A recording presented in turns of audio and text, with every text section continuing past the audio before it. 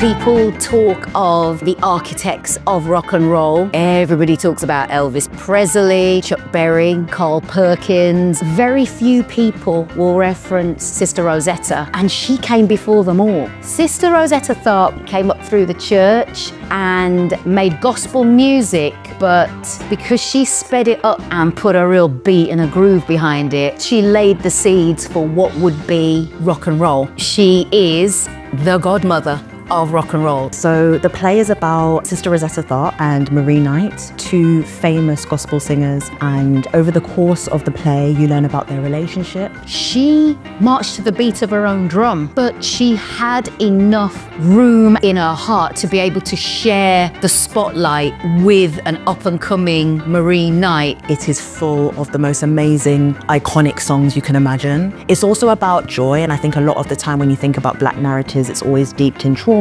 and it's also quite sad. This is not the case. We are true and real in terms of the context, and definitely that's explored in the conversations that the two of them have.